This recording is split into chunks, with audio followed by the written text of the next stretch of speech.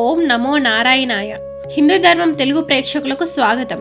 విష్ణు సహస్రనామం పారాయణ శిక్షణలో భాగంగా మనం 3వ శ్లోకంలోకి ప్రవేశిస్తున్నాం. భగవంతుణ్ణి చేరుకోవడానికి యోగం ఎంత ముఖ్యమో, ఆ యోగేశ్వరుడైన పరమాత్మ లక్షణాలు ఏమిటో ఈ శ్లోకం మనకు తెలియజేస్తుంది. శ్లోకం శిక్షణ. పదం యోగః యోగ విదాం నేత ప్రధాన పురుష ఈశ్వరః నారసింహవపుః శ్రీమాన్ కేశవః పురుషోత్తమః. పాదం. మొదటి పాదం యోగో యోగ విదాం నేత, రెండవ పాదం ప్రధాన పురుషేశ్వరః, మూడవ పాదం నారసింహవపుః శ్రీమాన్, నాలుగవ పాదం కేశవః పురుషోత్తమః. అర్థశ్లోకం. యోగో యోగ విదాం నేత ప్రధాన పురుషేశ్వరః నారసింహవపుః శ్రీమాన్ కేశవః పురుషోత్తమః. పూర్తి శ్లోకం. యోగో యోగ విదాం నేత ప్రధాన పురుషేశ్వరః నారసింహవపుః శ్రీమాన్ కేశవః పురుషోత్తమః.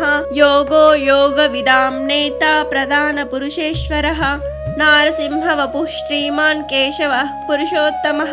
శ్లోక భావం. ఇప్పుడు ఈ శ్లోకంలోని అద్భుతమైన నామాల అర్థాలను తెలుసుకుందాం. యోగః యోగ స్వరూపుడు, తనను చేరుకోవడానికి మార్గమైన యోగము తానే అయినవాడు. యోగ విదాం నేత, యోగమును తెలిసిన వారికి నడిపించే నాయకుడు. ప్రధాన పురుషేశ్వరః, ప్రకృతికి జీవులకు అధిపతి అయిన ఈశ్వరుడు. నారసింహవపుః, నర సింహ రూపాలు కలిసిన అద్భుతమైన శరీరము కలిగినవాడు. శ్రీమాన్, సర్వ సంపదలకు నిలయమైన లక్ష్మీదేవి ఎల్లప్పుడూ తన వక్షస్థలంపై కలిగినవాడు. కేశవః, కేశి అనే అసురుణ్ణి సంహరించినవాడు లేదా బ్రహ్మ విష్ణు శివ రూపాలు తనలోనే కలిగినవాడు.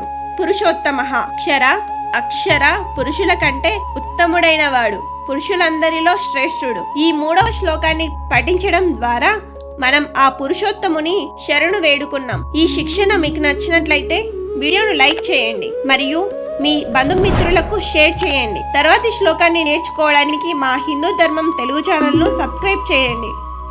మరిన్ని ఆధ్యాత్మిక విషయాల కోసం మా వాట్సాప్ ఛానల్లో చేరండి. లింక్ డిస్క్రిప్షన్లో ఉంది. లోకా సమస్త సుఖినో భవంతు.